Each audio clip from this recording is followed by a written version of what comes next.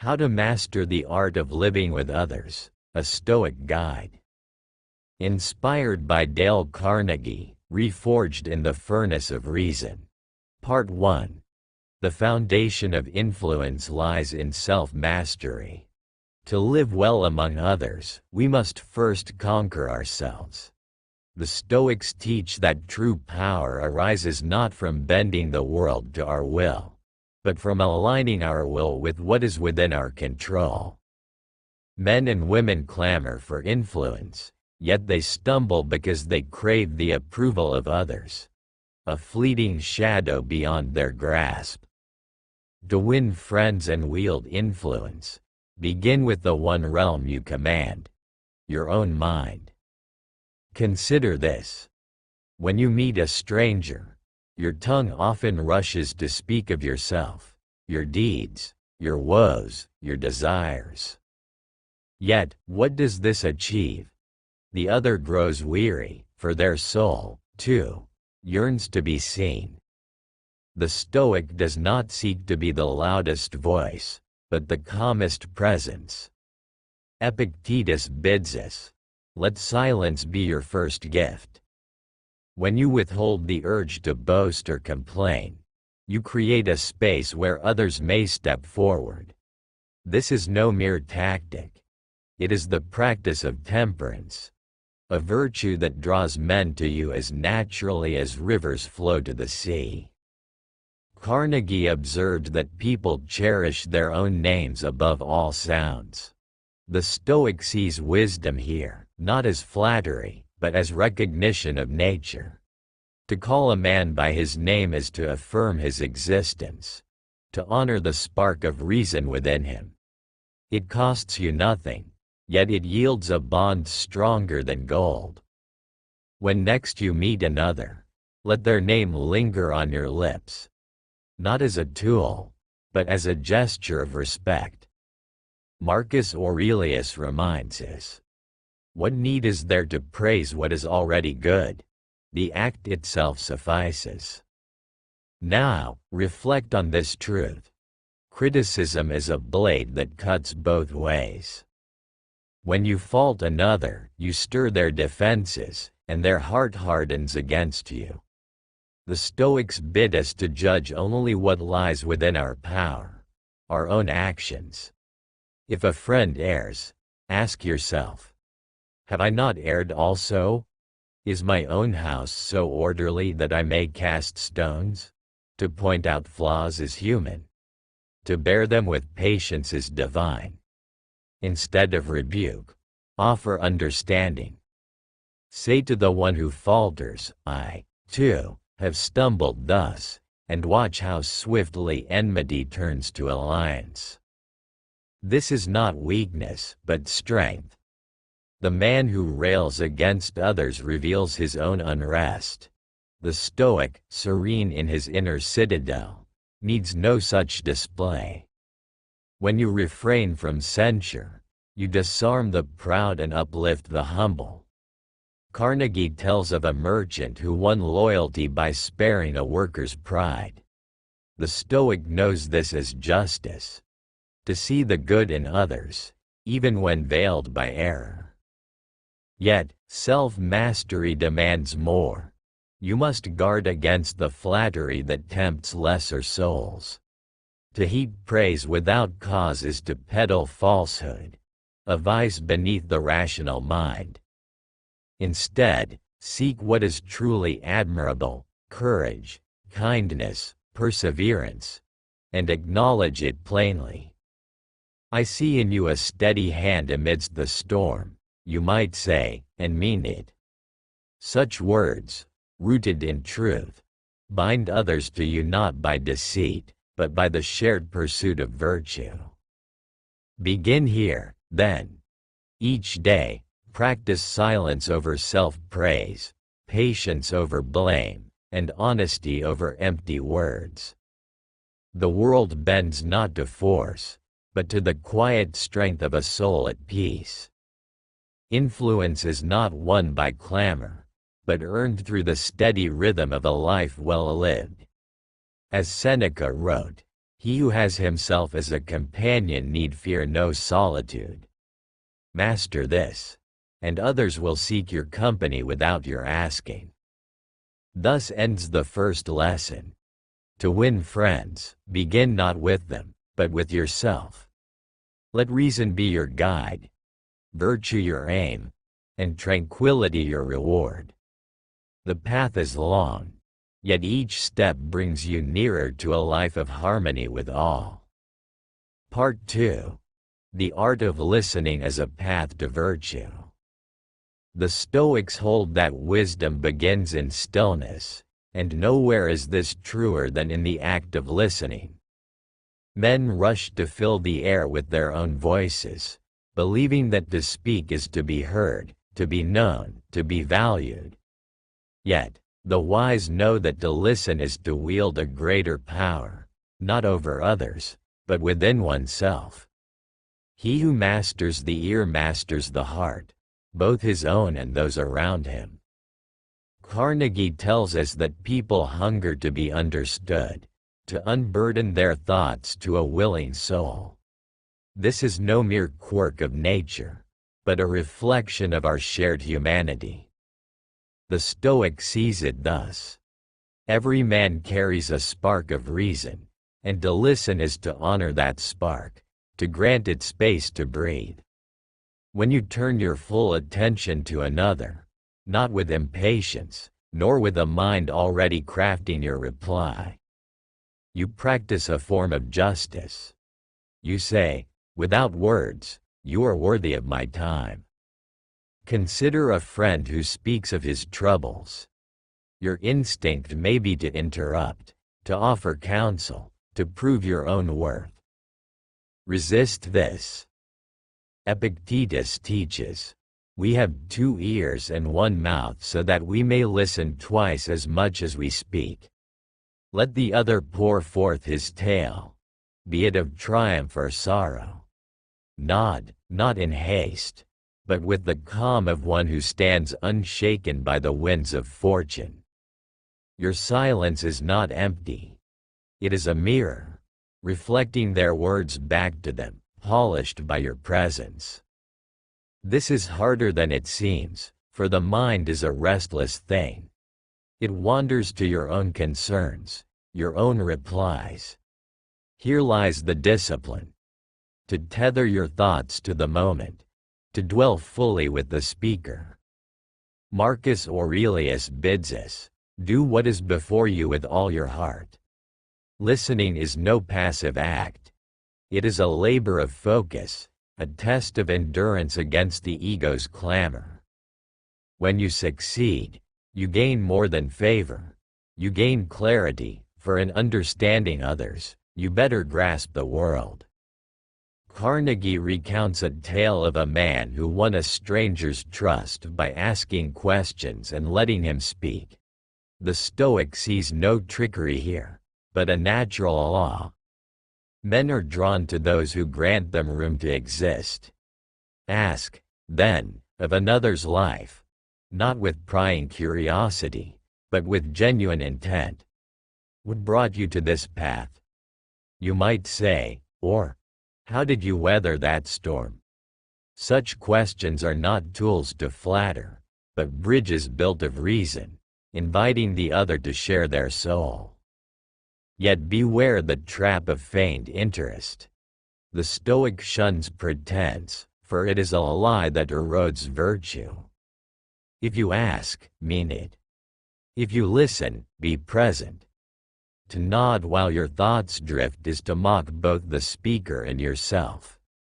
Should your mind falter, admit it inwardly. I have strayed. Let me return, and refocus.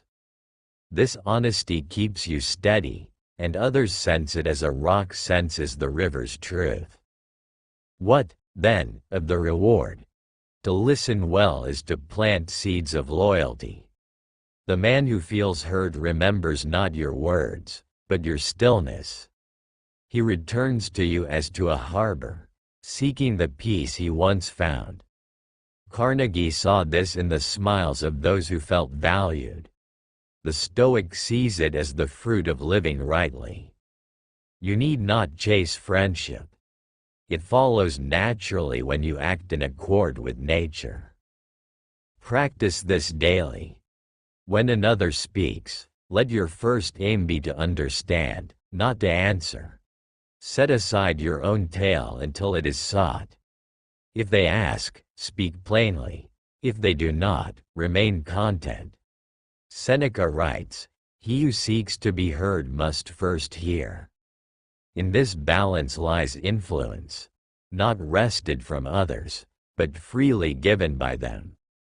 Thus, the second lesson: to win friends, wield your ears as a craftsman wields his tools. Listen with purpose, with patience, with the strength of one who needs no praise. The world is loud, but the quiet soul draws others near. In this art, you find not only companions, but a deeper harmony with all that is. Part 3. The strength of appreciation over flattery. The Stoics teach that virtue is its own reward, yet in the company of others, we may amplify its light through honest appreciation. Men toil under the sun, their efforts often unseen, their spirits worn by indifference. To offer a word of recognition is not to bend the knee, but to stand upright, acknowledging what reason deems worthy. This is no game of flattery. It is the practice of justice, tempered by kindness. Carnegie saw that a sincere compliment could lift a soul from despair. The Stoic agrees, but with a caveat. Let your words be true, not hollow. Flattery is a merchant's coin, spent to buy favor. It rusts in the hand of the wise. Appreciation, however, is a gift of perception, offered without expectation. You faced that trial with courage, you might say, or, your care for this task shines clear. Such words, rooted in what is, bind others to you through mutual respect. Reflect on this. Every man carries burdens you cannot see, labors you may never know. The farmer who rises before dawn, the scribe who perfects his craft, each seeks not your pity, but your notice. To ignore their worth is to dim the spark of reason they bear. To name it is to fan that flame. Marcus Aurelius writes, "What is good in a man, I will not overlook. When you see diligence, honor it. When you witness kindness, mark it. This is no more than what nature demands, to see clearly and speak plainly." Yet the mind resists. Envy whispers, "Why praise another when my own deeds go unsung?" Here lies the Stoic's task: to silence that voice with reason. Your worth is not lessened by another's light. It is yours to forge, unswayed by comparison. Epictetus bids us, focus on what is yours to control. To begrudge praise is to lose tranquility. To give it freely is to dwell in peace. When you commend a friend's steady hand, you do not diminish your own. You affirm the good that exists beyond you. Carnegie tells of a leader who won loyalty by noting small acts, a clerk's precision, a worker's patience. The Stoic sees this as wisdom. Greatness lies not in grand gestures, but in the quiet recognition of daily virtue. You need not shout from rooftops. A simple, "I saw what you did, and it was well done," suffices. Spoken without guile, it strikes deeper than 100 platitudes. Men remember not the flatterer, but the one who saw them truly. Beware, though, the temptation to overreach. To praise what is not there is to sow distrust. If a man's effort falters, do not call it masterwork.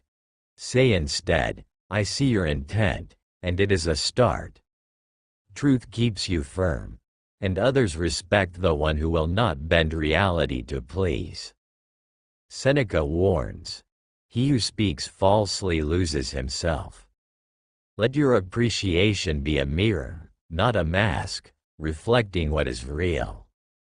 How, then, to practice this? Each day, seek one act worthy of note. A child's persistence, a stranger's courtesy, a companion's resolve. Name it to them, not as a reward, but as a fact observed. You held your temper when many would not, you might say, and leave it there. Expect no thanks. The deed is its own end. In time, this habit becomes a lens, sharpening your sight to the good around you, and others feel its warmth without your straining for it. The fruit of this is twofold. You cultivate gratitude within and connection without. Carnegie knew that men draw near to those who value them. The Stoic knows this as the natural order. Virtue begets virtue. Influence grows not from grasping, but from giving what is due. A soul that sees and speaks the good in others stands as a beacon, unshaken by storms. Thus, the third lesson: to win friends, wield appreciation as a tool of truth. Seek the worthy, name it without flourish, and let it stand. Flattery fades. Honest recognition endures. In this, you align with reason, and others align with you, not by force, but by the quiet pull of a life lived well. Part 4. The power of seeing through another's eyes. The Stoics bid us to live according to nature, and what is more natural than to stand in the place of another? Men clash and drift apart not from malice, but from blindness. Each sees only his own shadow, mistaking it for the world. To win friends and sway hearts, you must step beyond your own walls and gaze through the eyes of those before you. This is no surrender of self, but an act of reason, a triumph of understanding over division. Carnegie counsels that to influence a man, you must first know his desires, his fears, his joys. The Stoic nods, for this is merely to grasp what is. Every soul is a tapestry of wants and wounds, woven by time and chance. The fisherman longs for calm seas, the merchant for honest trade, the child for a steady hand. To ignore this is to speak into the void. To see it is to find the thread that binds you. Epictetus teaches, what need is there to argue when you can comprehend? Imagine a friend who rails against some slight, a missed promise, a careless word. Your instinct is to defend, to prove your rightness. Pause. Ask instead, what does he feel in this moment? Perhaps he fears neglect, or labors under a weight you cannot see. To grasp this is not to yield, but to arm yourself with clarity. I see this cuts you deep, you might say, and I would know why. Such words, born of patience, turn a foe into a companion. This demands effort, for the mind clings to its own tale. When another speaks, you hear not them, but your own echo, your plans, your rebuttals. The Stoic labors to break this chain. Marcus Aurelius writes, enter into every man's ruling faculty. Picture their day. The storm that delayed them, the hope that drives them. What seems folly to you may be wisdom in their light. To understand is to dissolve discord, not by force, but by insight. Carnegie tells of a man who won a rival's trust by asking, what troubles you most in this matter? The Stoic sees no cunning here, but a law of nature. Men open to those who seek their truth. When next you face another, ponder their aim. A stranger snaps at you. Perhaps his child is ill, his rest stolen. A friend boasts. Perhaps he masks a trembling doubt. Say to them, tell me what moves you, and listen. In their answer lies the key to harmony. Yet this is no call to bend blindly. To see another's view is not to adopt it as your own. The Stoic holds fast to reason, sifting what is just from what is mere whim. If a man demands what you cannot give, you need not bow. You may say, I see your need, yet my path lies elsewhere. Truth remains your anchor. Understanding is but the wind that steers you near. Practice this daily. When another speaks, still your own voice and ask, what lies beneath their words? Seek not to judge, but to know. A merchant haggles fiercely. Does he fear ruin? A child weeps.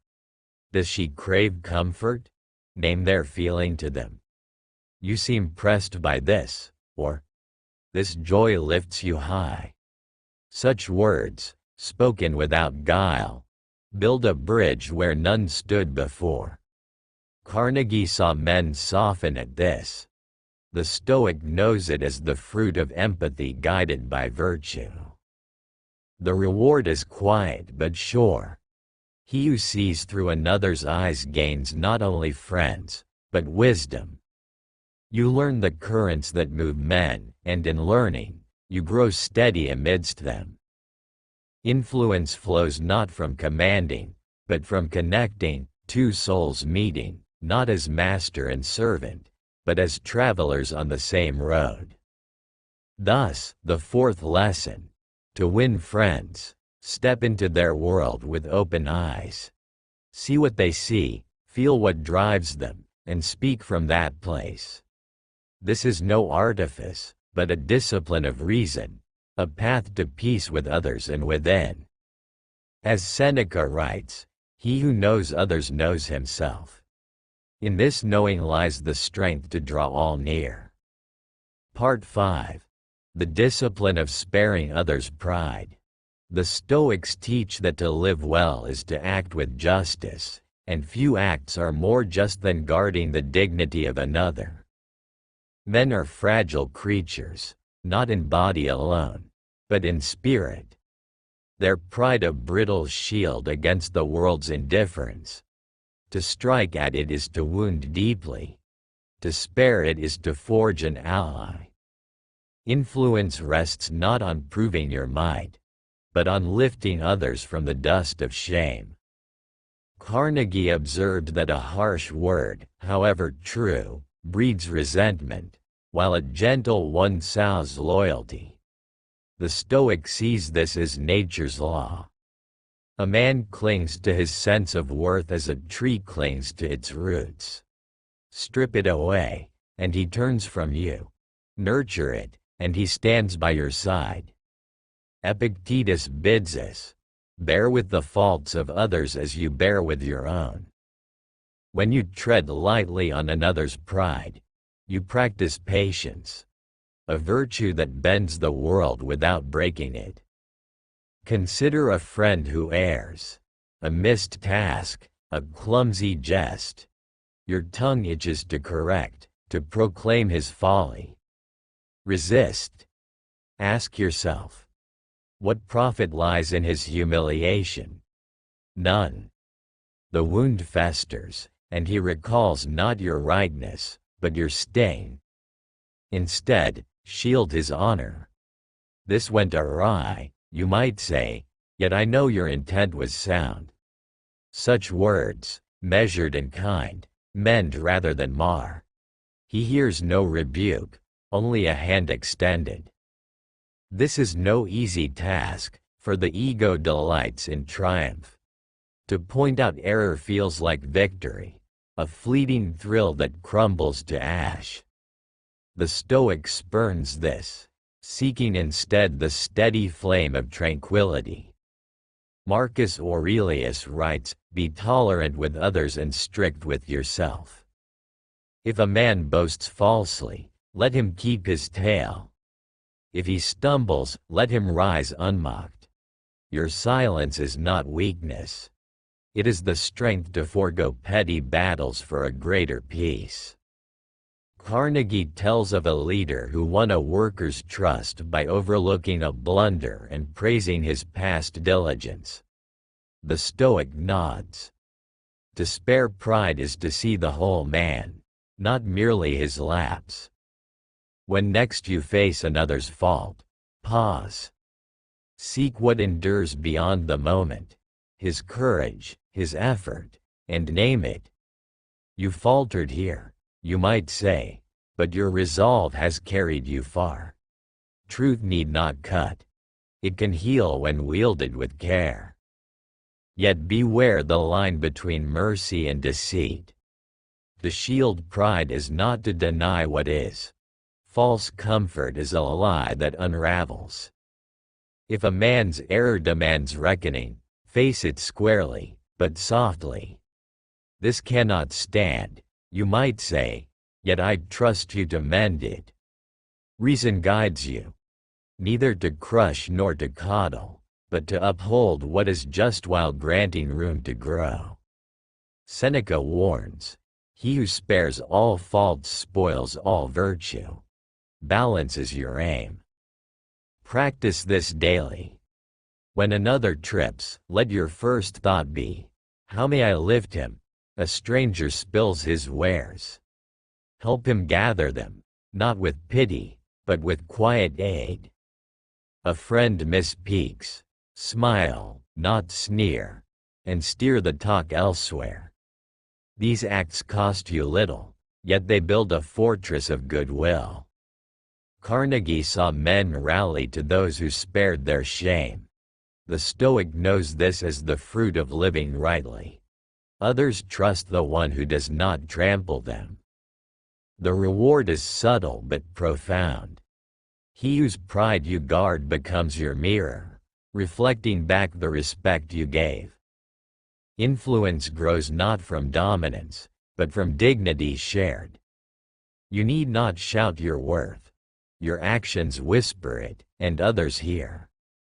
A soul unbowed by the urge to wound stands taller than one puffed up by petty victories.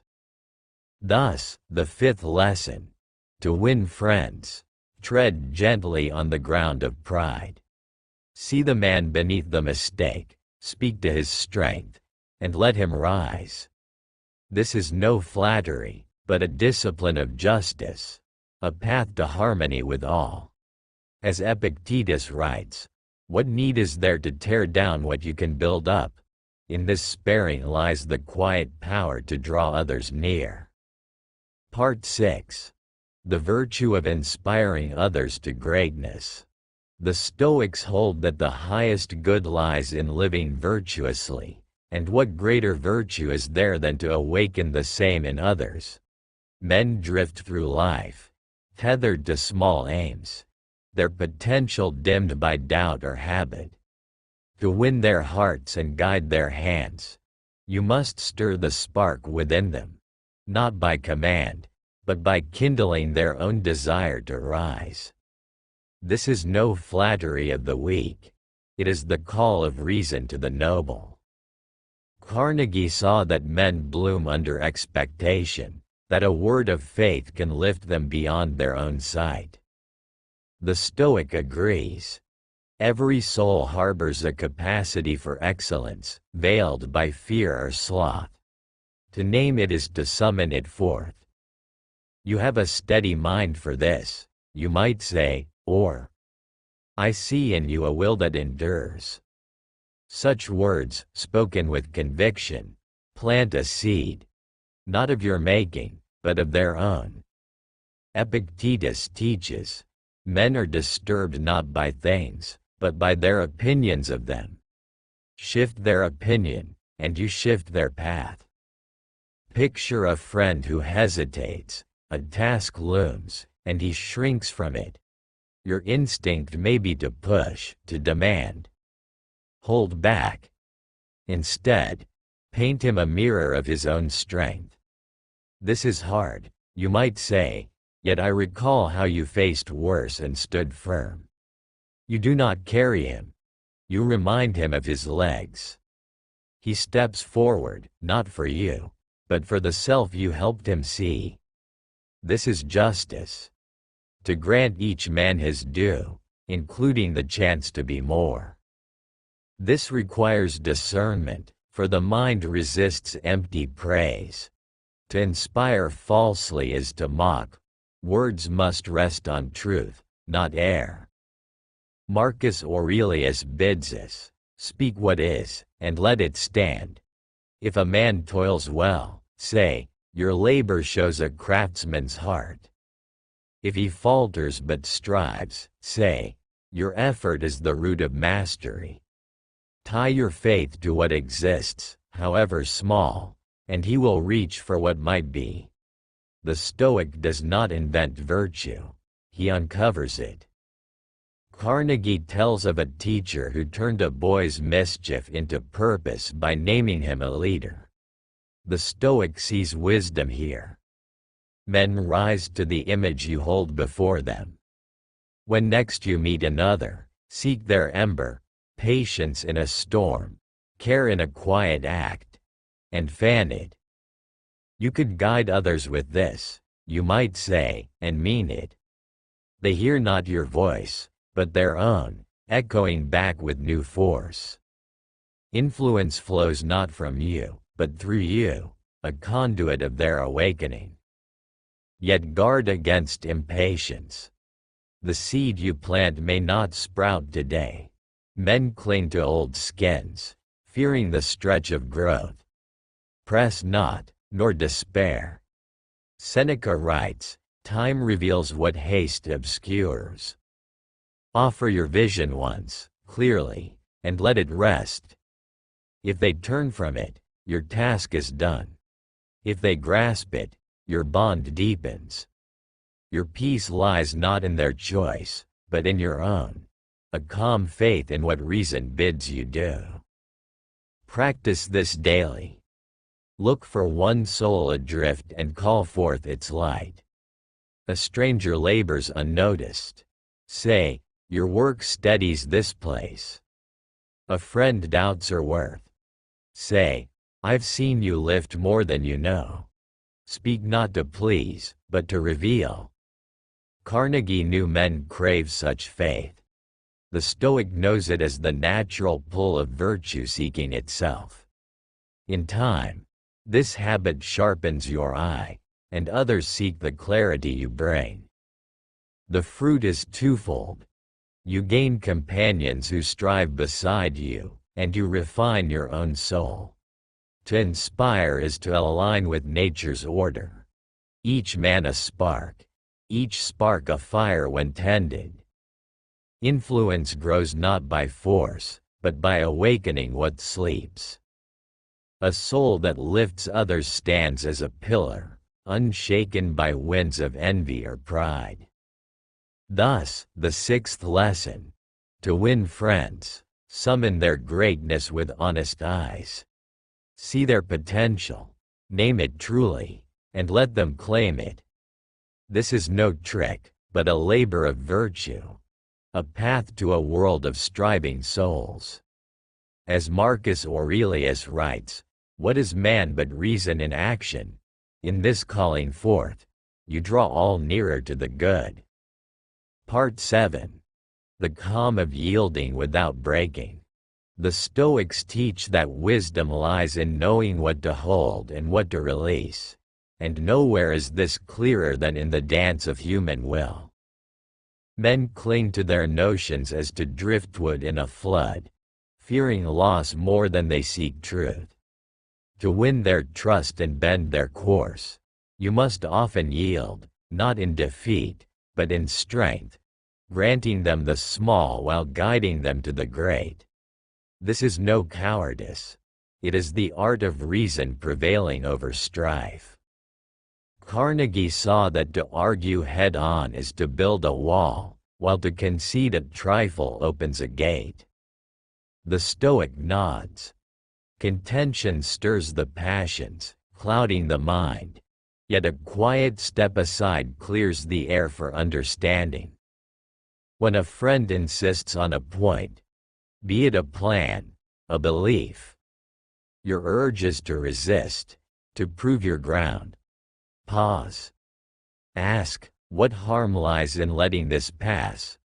If it is but pride at stake, let it go. You may be right, you might say, and turn to what matters more. The battle fades, and your voice endures.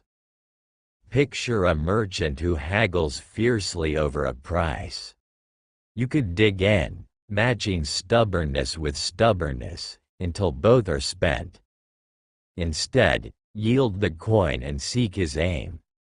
This matters to you, you might say, but let us find a way that serves us both.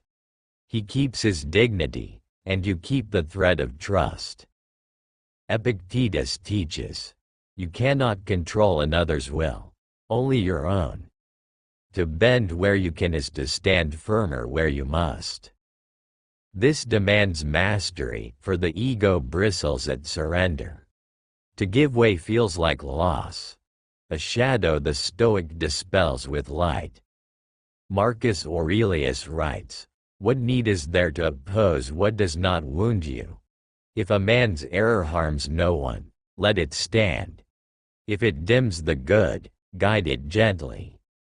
Your strength lies not in winning every clash, but in choosing which to fight. Yielding is no weakness when it serves a higher end, peace, progress, or virtue. Carnegie tells of a man who won a foe's favor by admitting a minor fault, thus softening a greater dispute. The Stoic sees this as nature's rhythm.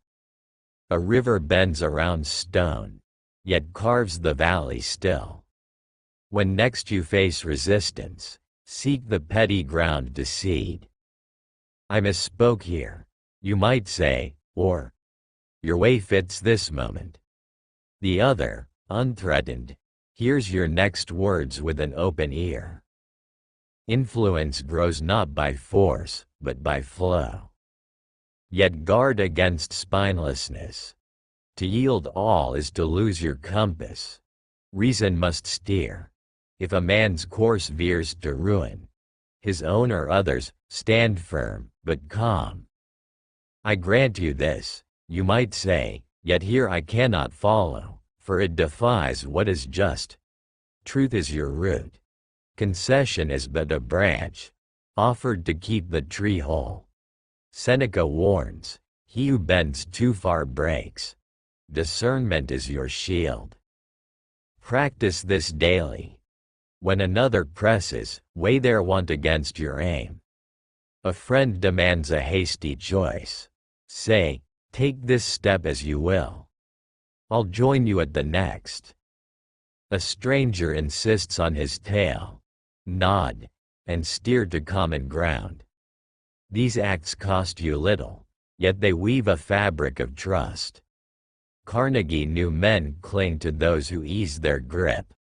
The Stoic knows this as the fruit of living lightly, unburdened by needless strife. The reward is a quiet power. He whose will you spare becomes your partner, not your rival. You gain not by crushing, but by crafting.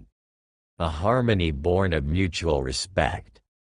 A soul that yields wisely stands as a reed in the wind, bending yet unbroken, drawing others to its steady shade. Thus, the seventh lesson: to win friends, yield where reason permits. Let go the small, hold fast the great, and guide with a gentle hand. This is no retreat, but a discipline of strength, a path to unity amid discord. As Epictetus writes, what need is there to fight what you can shape? In this calm lies the art of drawing all near. Part 8. The craft of turning foes to friends. The Stoics teach that no man is truly your enemy. Only his actions, born of ignorance or passion, stand against you. To live well is to see this distinction and, through reason, transform discord into accord. Where others see foes, the wise see souls adrift, ripe for reclamation. To win friends from those who oppose you is not a conquest, but a restoration, a triumph of virtue over division. Carnegie knew that a harsh word fans the flame of enmity, while a kind one smothers it. The Stoic agrees. Anger is a storm that blinds, and to meet it with more fury is to lose the shore. When a man rails against you, his voice sharp, his eyes narrow, your instinct is to strike back. Resist. Ask, what drives this heat? Perhaps he fears loss, or nurses a wound you did not give. Epictetus bids us, bear what comes, and shape what you can. Patience is your first tool. Imagine a rival who challenges your work, a cutting remark, a veiled slight. The crowd waits for your retort. Instead, smile. Not with scorn, but with calm. You see a flaw I missed, you might say, and I'd hear more. The sting fades, and he falters, disarmed by your steadiness. To seek his view is not to bow, but to rise above the fray. Marcus Aurelius writes, "The best revenge is to be unlike him who performed the injury. In this, you turn his spear to a bridge." This is no simple feat, for the blood quickens at insult. Pride whispers, "Defend yourself." The Stoic silences it with reason. What is harmed but my own peace? If his words are false, they fall like dust. If true, they sharpen you. Either way, your task is not to wound, but to win, not his defeat, but his regard. Say to the one who scorns, "We differ here, yet I value your fire." Truth and grace together melt the hardest ice. Carnegie tells of a man who turned a critic to an ally by seeking his aid. The Stoic sees wisdom here. Men yearn to be needed, even in their wrath. When next a foe rises, find his strength and call it forth. You know this craft well, you might say, and I'd learn from you. He shifts from tearing down to building up, not by your force, but by his own. Influence lies not in crushing, but in channeling what is. Yet guard your intent. To feign friendship while plotting gain is a lie that rots the soul. The Stoic seeks no deceit. Your aim is harmony, not dominion. If a man's rancor persists, let him be. I wish you well, you might say, and walk on. Reason bids you try, not triumph. The rest is his to bear. Seneca warns, he who wrestles with pigs is soiled. Your peace is your prize, whether he joins you or not. Practice this daily. When friction sparks, seek one thread of good in the other. A stranger curses. Say, your passion speaks loud. A friend turns cold. Say, I've valued your warmth before. These words cost you nothing, yet they plant a seed. Carnegie saw men soften at such turns. The Stoic knows it as the natural pull of goodwill meeting goodwill. In time, this habit forges a lens. Enmity fades, and possibility shines through. The reward is rare and rich. He who once stood against you becomes a companion, not by your victory, but by his own awakening. You gain not a servant, but a peer, bound by respect born of strife. A soul that turns foes to friends stands as a flame in the dark, drawing others not by fear, but by the promise of light. Thus, the eighth lesson: to win friends, Meet enmity with understanding. See the man beneath the mask. Call forth his worth, and let him step near. This is no guile, but a labor of justice, a path to peace amid storm. As Epictetus writes, what need is there to hate what you can heal? In this craft lies the power to unite all souls. Part 9. The grace of owning your faults.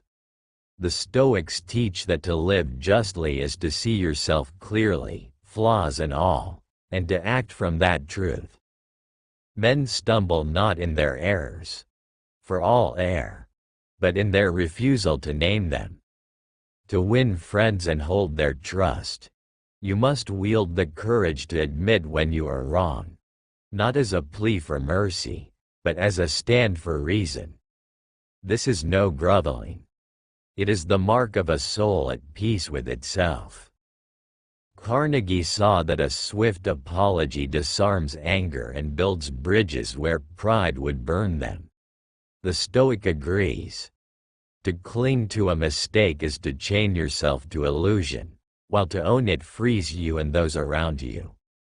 When you falter, a sharp word, a broken promise, your instinct is to shield yourself with excuses. Resist. Ask, what is true here? If the fault is yours, say it plain. I spoke amiss, or this was my oversight. The air clears, and trust takes root. Picture a friend who calls you out. A missed meeting, a hasty judgment. The crowd tenses, awaiting your defense. Instead, nod. You're right, you might say, I failed here, and I'll mend it. No grand show, just the quiet weight of honesty. The sting fades, and he softens, not from your defeat, but from your strength. Epictetus teaches, what you cannot hide, embrace. To confess is not to fall. It is to rise above the petty dance of blame. This demands grit, for the ego recoils at fault. It spins tales. I was pressed. He provoked me, to guard its frail throne. The Stoic cuts through. What matters is what I did, not why I meant to. Marcus Aurelius writes, if you are wrong, change it. Why complain? To linger in denial is to lose your footing. To step forward with truth is to stand firm. Your peace rests not in being flawless, but in being whole. Carnegie tells of a man who won a rival's respect by owning a blunder without excuse. The Stoic sees nature at work. Men honor the one who needs no mask. When next you err, face it swiftly. I misjudged this, you might say to a stranger, or I let you down, to a friend. Add no flourish. Let the act speak. They hear not weakness, but a rare clarity, and draw near to its light. Yet guard against excess. To confess what is not yours is to muddy truth. To grovel is to trade dignity for favor. Reason guides you. Own only what is, and no more. If a man accuses falsely, say, this I did not do, but here I fell short. Seneca warns, he who bends too low invites the boot. Your aim is not to please, but to align with what is just, your fault named, your soul steady. Practice this daily. When you slip, pause and seek the crack. A promise forgotten, say, I lost track. It won't happen again. A harsh tone, say, that was ill-spoken. I'll watch myself. These words cost you pride, yet they yield gold. Trust forged in fire. Carnegie knew men cling to the honest. The Stoic knows it as the fruit of living openly, unshackled by pretense. The reward is twofold. You gain companions who value your candor, and you sharpen your own virtue.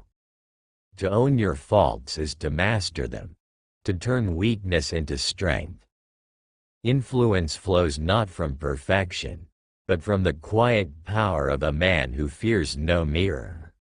A soul that bends to truth stands taller than one propped by lies.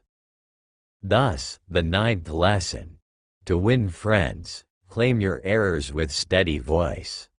Name them, mend them, and move on. This is no shame, but a discipline of courage, a path to bonds unbroken. As Seneca writes, "What need is there to fear what you can repair? In this grace lies the art of drawing all to your side." Part 10. The harmony of living as an example. The Stoics teach that the good life is not preached, but practiced. Your actions a silent call to those around you. Men watch more than they listen. They follow not your words, but your steps. To win friends and sway hearts, you must become a beacon, not by striving for their gaze, but by tending your own soul. This is no performance. It is the natural fruit of virtue, blooming without force. Carnegie saw that men are drawn to those who radiate confidence and warmth, not as a mask, but as a habit of being. The Stoic agrees. Influence is not seized, it is earned through the steady rhythm of a life aligned with reason. You need not shout your worth. Live it, and others feel its pull. Epictetus bids us, first, be what you would have others become. When you stand calm amid chaos, kind amid cruelty, they see a path worth treading. Picture a storm. A friend panics.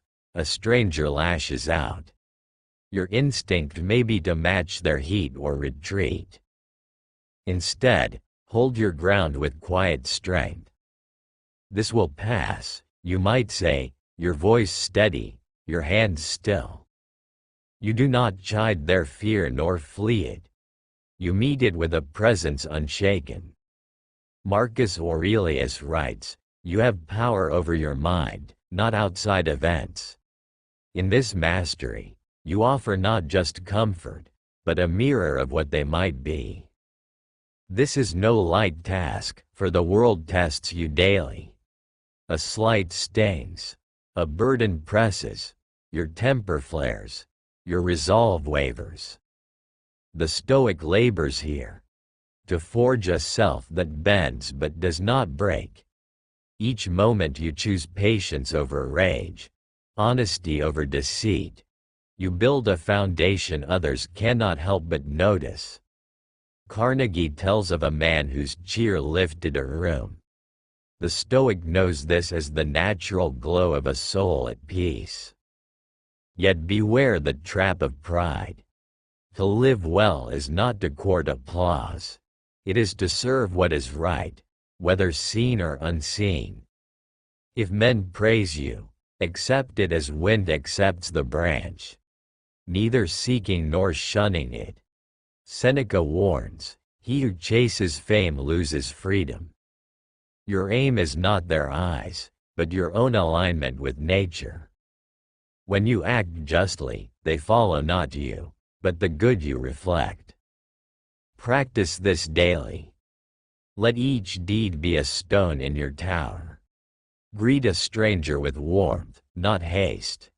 Say, "Good day," and mean it. Bear a friend's burden with a willing hand, not a grudging sigh. These acts, small and steady, weave a life others trust. Carnegie saw men rally to the reliable. The Stoic knows it as the pull of virtue made flesh.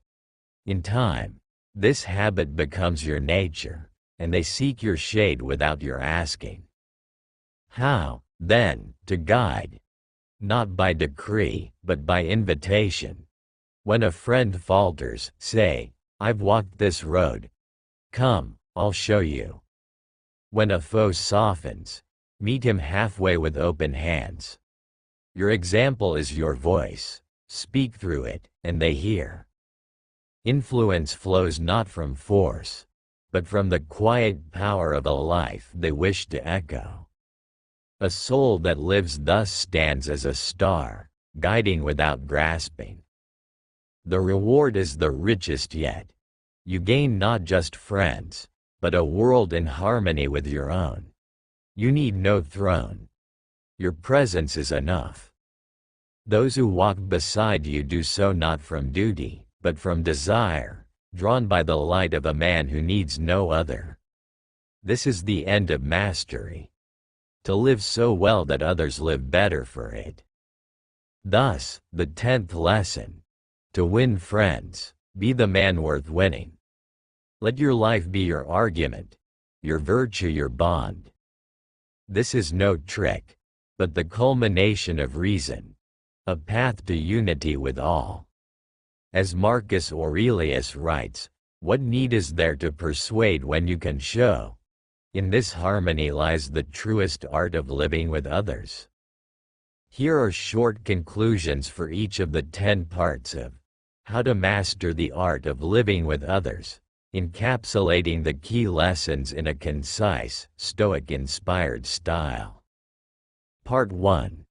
The foundation of influence lies in self-mastery. Master yourself. Silence pride, shun blame, speak truth. A soul at peace draws others near, not by force, but by the quiet strength of virtue lived. Part 2. The art of listening as a path to virtue. Listen with purpose, not haste.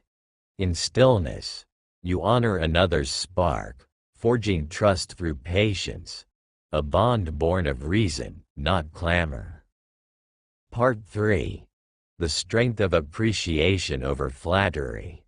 See the good, name it truly, no flattery, only justice. Honest recognition lifts souls and binds them to you, a tie of mutual worth. Part 4. The power of seeing through another's eyes. Step into their world, grasp their truth. Understanding dissolves strife, building bridges with empathy, a path to harmony guided by reason. Part 5. The discipline of sparing others' pride. Guard their dignity, soften their shame.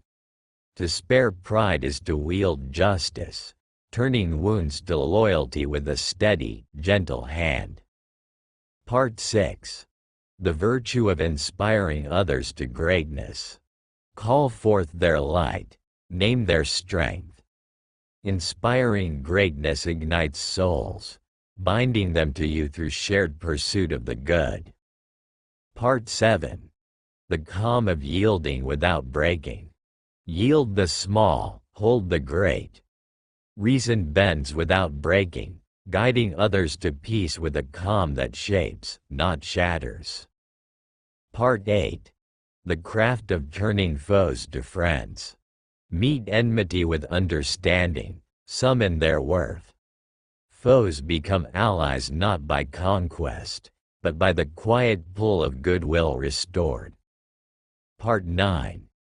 The grace of owning your faults. Own your errors, mend them swift. Courage in truth disarms discord, forging trust with a soul unafraid to face itself. Part 10. The harmony of living as an example. Be the good you seek. Live it steady. Your example draws all near, a life of virtue that persuades without words.